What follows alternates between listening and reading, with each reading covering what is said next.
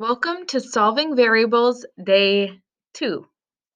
We're going to be talking about input-output tables for one more day. So make sure by the end of this that you can create and use input tables involving addition, subtraction, multiplication, and division to solve for problems. So yesterday, we talked about input-output tables and how there's two columns, the in column and the out column. And these two columns are related. I wanted you to think about them like a machine. A number goes in and out comes another number.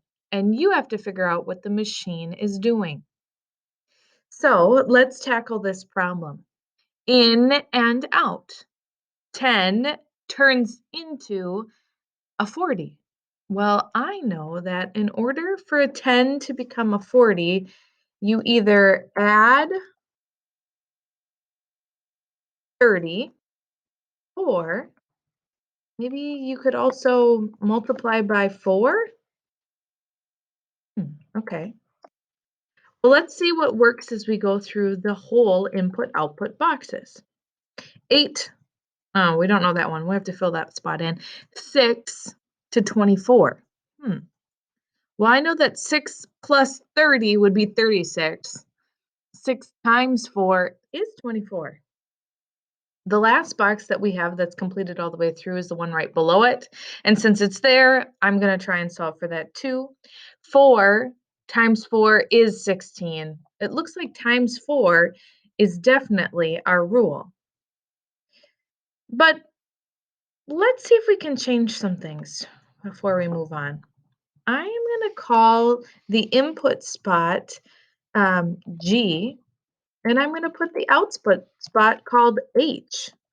Let's see if we can write this as an equation for G and H. So what I know is that in times 4 gives me my out. Instead of writing those words in an equation, I would rather write a variable. Remember, a variable is a letter that represents a number. So in the in box, I'm not going to say in, I'm going to say G. G times 4 equals the out. And instead of saying out, I'm going to say H. This is a perfect equation for the rule. And now I'm going to follow it along. If the in G is equal to 8, 8 times 4 is 32. H would be the 32 for that G. If, we have to work backwards here. If 8 is in the out spot, I might just write this one down because that seems to help me. I know that it's G times 4 equals H. And if we replace H with 8, what times 4 equals 8? Well, I know that 8 divided by 4 is 2. 2, I'm going to put that in parentheses. 2 times 4 equals 8. That's a true equation. G must equal 2 in that spot. Let's try another one. This time I titled the in box as L and the out box M. Again, I'm going to make some guesses. If I'm looking at that first spot, reading the in box to the out box, left to right, what's happening to 12? Well, it's getting smaller. Smaller means divided, or it means subtracting. So it's like saying divided by, 12 turns into 2 by dividing by 6 and minusing by 10. Let's see what holds true through the whole box.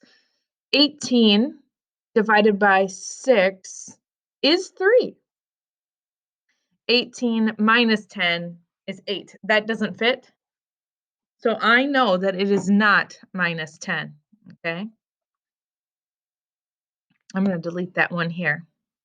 Let's change it so that it's an equation. Right now it's just written as a rule, but I think we can do better. I remember before it was in, some kind of action, equals out. Instead of saying in and out, I'm going to replace them with the letters.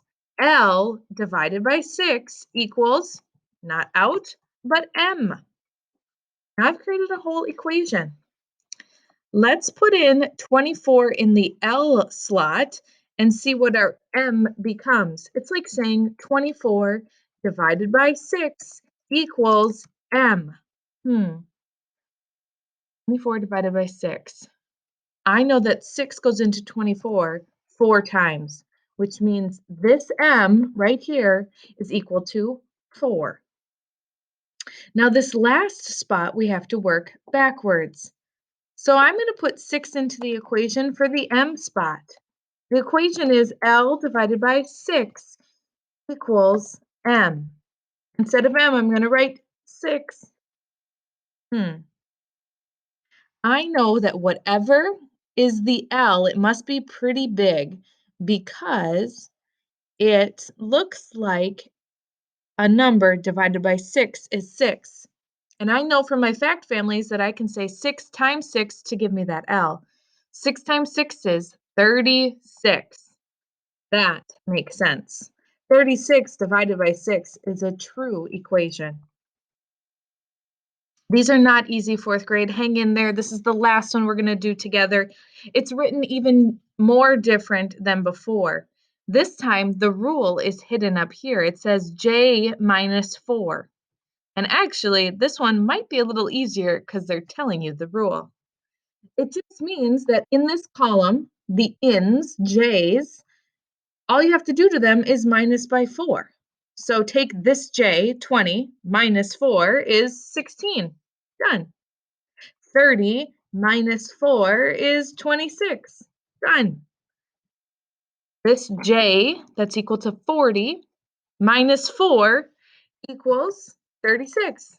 Done. And lastly, 50 minus 4, 46. Nice. Fourth grade, when you're solving for in and out boxes, you must remember that the rule needs to apply to every box, that if the in is changing to a smaller number, it's dividing or minusing. And if it's changing to a larger number, it's adding or multiplying. If you remember those things, I'm sure you will get it.